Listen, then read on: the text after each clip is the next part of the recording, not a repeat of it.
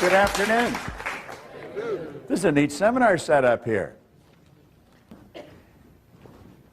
Think of this for a moment. All that's required to put the science of getting rich to work in your life is a decision.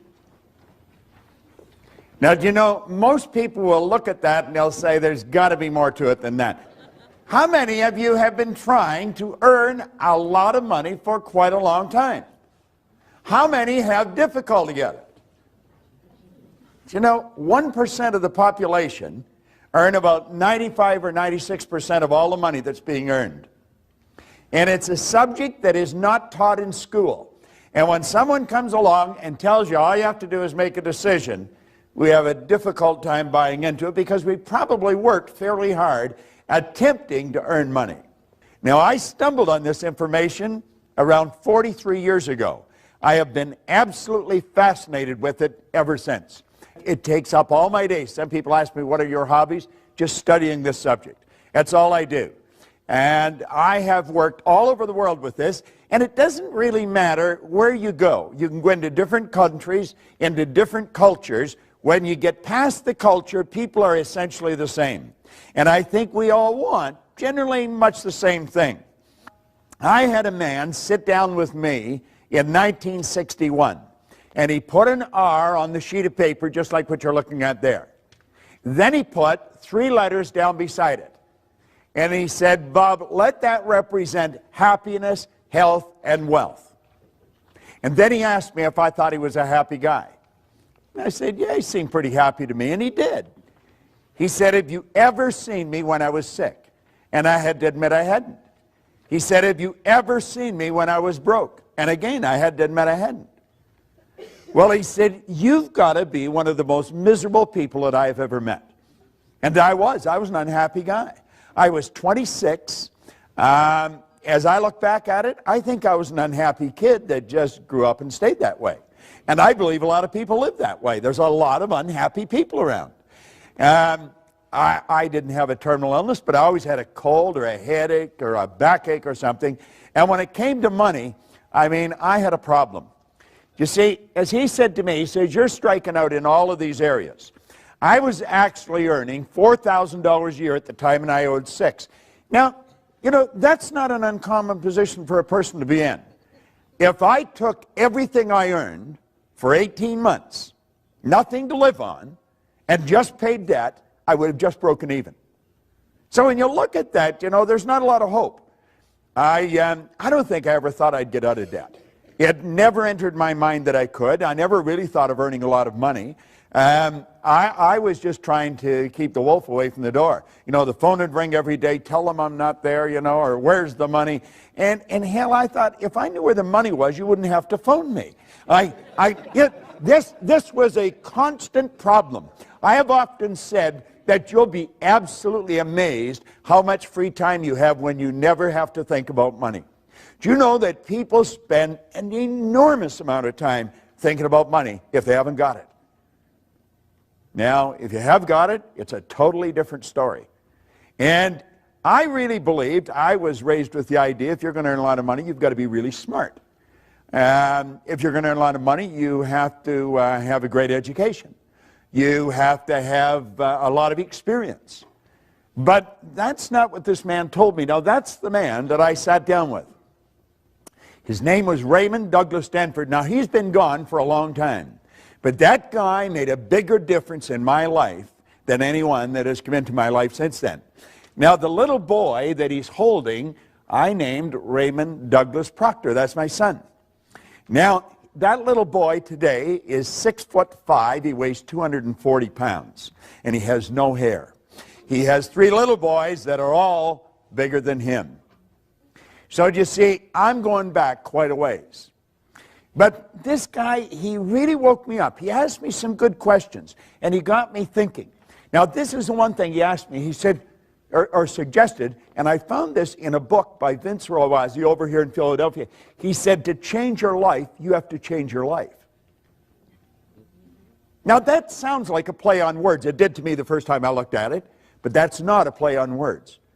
That is so basic and it's so misunderstood. Now, we're going to go through two parts here. I understand there's a break, so we're going to go to a certain point in the break, and I'm going to share some ideas with you on what can be done, and then after the break, I'm going to show you exactly how to do it, because it's an inside job, and we're forever trying to change things outside, and that's not where it's at. We keep gathering information, and it doesn't do it. I would imagine that most of you have been to a lot of seminars. I would imagine that most of you have a pretty fair collection of self-help material, books and CDs. Michael was talking about people coming to these all the time, and I said, well, that's the way I am. I've been coming to them. I'm a seminar junkie, and I've been that way for 40-some years.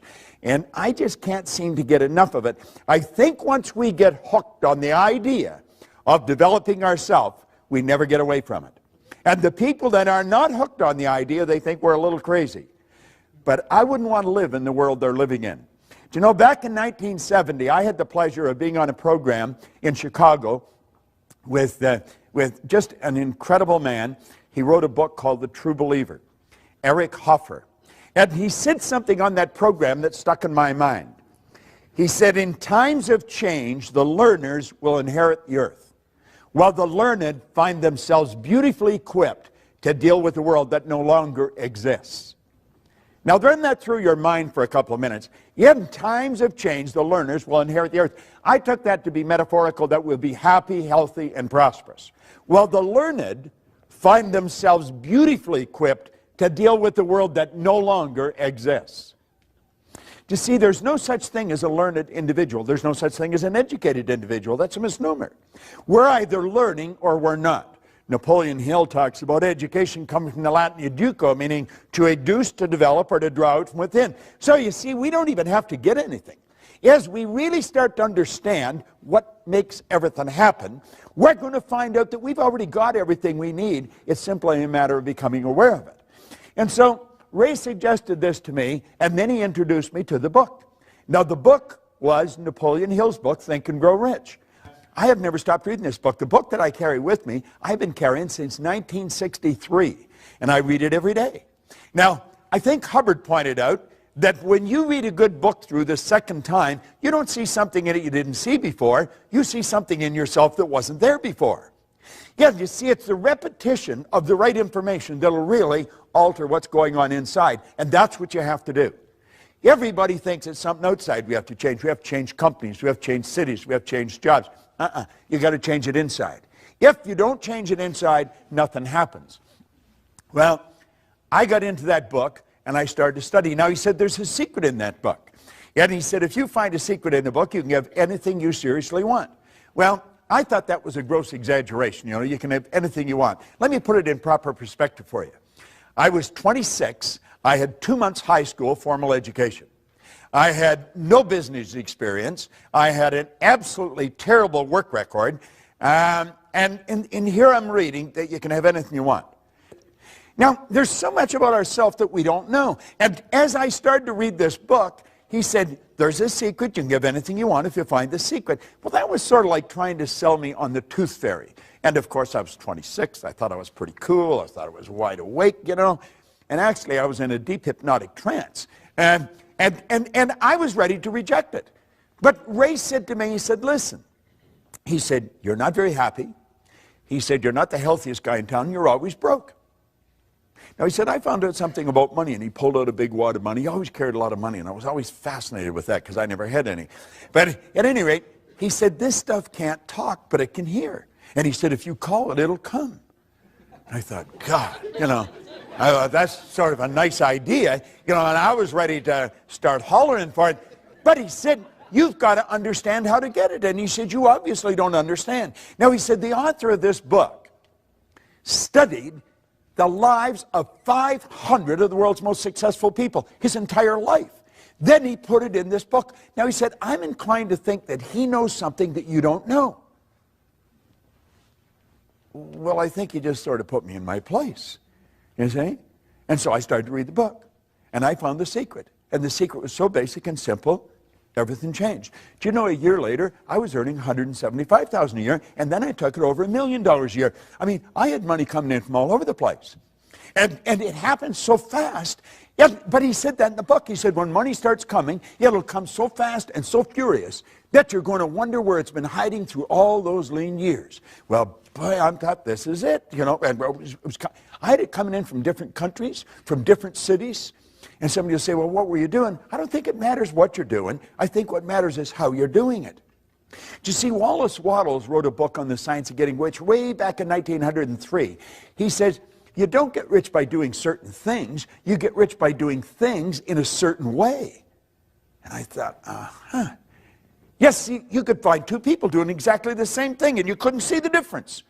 But one's doing it a certain way, the other isn't. It has to do with intent. It has to do with the energy that you're doing it with.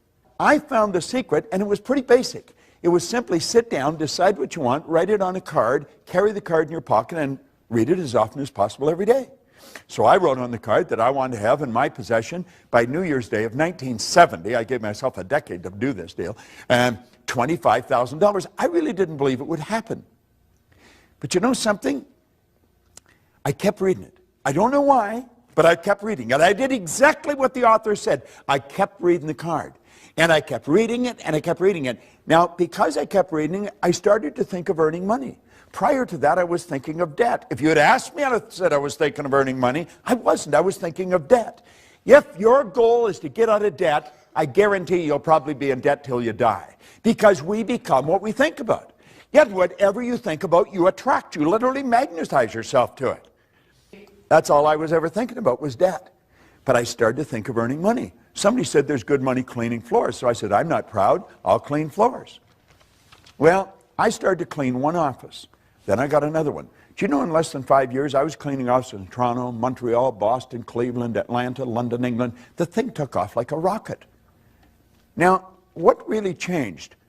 I think something inside shifted, but I didn't know what it was. And I bought this book and I was giving it to everybody. And nothing happened in their life. Then I got into Earl Nightingale's condensed narration of the book. And I would drive around with a portable battery-operated record player, and I would keep playing that record over and over and over again. And everybody was starting to wonder about me. Proctor's listening to this guy talk to him, and he's saying the same thing because it's on a record. I mean, he doesn't change the story. And I'm listening to this, and I'm reading the same book. I was starting to wonder about myself.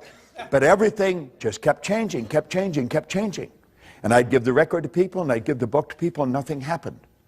So I reasoned that someone had to know why I changed, and they've either written it in a book or they're talking about it. So I made up my mind. I would read every book that was ever written if I had to, but I was going to find out what happened to me. And I have never stopped studying. Now, some of what I found out, I'm going to share with you. And since Michael is trapping this on a DVD, you'd be wise to get it and watch it over and over and over again. No, seriously, because what I'm going to share with you is probably the most valuable information you could ever lay your hands on. And I often mention I've got license to brag about everything I talk about because none of it's mine. I have just gathered this information from some of the wisest people in the world, and I have been absolutely obsessed with trying to figure out why we do what we do. And, of course, you don't even have to be too quick. If you study the same thing for 40 or 50 years, I mean, you're going to start to learn something about it. So that's what we're talking about. Now, I want to suggest that you make up your mind you're going to get in what we call the success zone. It's a way of thinking. Now, get this. If 95, 96% of the population are blowing it, if 1% of the population are earning about 95% of all the money, you're not going to get a whole lot of people agree with what you're doing. Most people are going to look at you kind of strange. What are you going there for? You went there last month. What are you listening to that for? You listened to that before. What are you reading? What do you read the same book over and over for? They don't understand. And you see, they're advertising their ignorance by the questions they ask. When we get into the success zone, everything in our life starts to change. But understand this, you're going to be a bit of an oddball. You're out of the box. You're not one of the masses. And when you get out of the box, your whole world starts to shift. So as we go through this, let's think. Let that little yellow dot on the screen represent your level of awareness. This represents your level of awareness. This is what you're aware of. Now, everything you've got in your life, everything, your relationships, your money, everything, is an expression of your own level of awareness. See, people that earn $50,000 a year are not earning 50 because they want 50. People are earning 50 because they're not aware of how to earn 150. People that are suffering from headaches, they're not suffering from headaches because they want to suffer from headaches. They're suffering from headaches because they're not aware of how to eliminate the headache. It's their head. They made it ache. They can make it stop. So you see, it's awareness we're after. Now think of this. If that little dot represents our awareness and it's responsible for everything we've got in life, just think of how your life could change if we magnify it just a little bit. I mean, everything would start to change. Our relationships would change. We would be healthier. We would live in healthier bodies. We would know more people. We'd earn more money. We'd be able to do more interesting things. And if we just increased it a little bit more, everything starts to shift. Well, I've been living this way now for 40 years. It's absolutely fascinating. I celebrated my 70th birthday last week. I got more energy than most people, 20. I have absolutely no intentions of slowing down. People should say, you should slow down. That's a bunch of crap. We should speed up. We've got more power. Do you know the most erudite scientist alive can't even guess at what you and I are capable of doing? No one knows what we're capable of. All the power is omnipresent. That's within you, within me. Slow down. We're just starting to warm up. What we want to do is calm down. You can go at warp speed and stay very healthy if you stay relaxed. And that's really the secret. Now just imagine we expand our awareness a little more. Do you know what this program is doing for you today? It's expanding your awareness. That's what the program is all about. Every time you come to one of these programs, your awareness is widened. Your world starts to change. You think, oh yeah, that's pretty interesting. And it just keeps getting bigger and bigger and bigger. Our awareness keeps changing. Do you know that no one knows how much money you're capable of earning? There's no one can even guess at what you're capable of earning. We want to become aware. We're like we are because we're not aware of how to do it better. We know how to do it better. Every person in this room intellectually knows how to do a better job than they're doing. Everyone in the room knows how to earn more than they're earning, but they're not doing it. You see, having the knowledge is not the deal. Having the knowledge, I mean, what I remember when I was a kid, a school teacher would say to me, Bob, why'd you do that? I'd say, I don't know. What do you mean you don't know? You know better. I know. Why'd you do it? I don't know. I was in the Navy. Every commanding officer, Proctor, why did you do that? I don't know, sir. What do you mean you don't know? You know better. I know. Why'd you do it? I don't know. You see, I didn't know why I was doing things. Do you know that we do things that we don't want to do? It gives us results we don't want to get, yet we do them anyway. Do you know what addiction is? It's never getting enough of what you don't want. Yet a lot of people are addicted to results that they don't want. Why do we keep doing it? You see, I think when we start to see that, that's when we start to become aware of how to take control over our life. And that's really what we want to do. So you see, awareness is the big deal. We want to become aware of the obvious opportunities that are available to us. We are surrounded by opportunity. They're everywhere you go. There is an abundance, there's no shortage of opportunity. We can win, and we can win in a big way. Now, when we lack awareness, we miss the opportunity. I used to always say that, you know, the trick is to be in the right place at the right time. I've been in the right place at the right time many times in my life, but I blew it. You know why? Wasn't aware that I was in the right place at the right time. I had to look back at it. Think of it. There's something else. It's being aware that you're in the right place at the right time is not good enough. You've got to be aware that you're in the right place at the right time. Now, do you know that you're in the right place right now to get some information that will literally transform your life? And it's like I said, I've got license to brag about all this information because none of it's mine. I guarantee you, when you walk out of here at the end of the day, your head's going to be spinning because this is good stuff.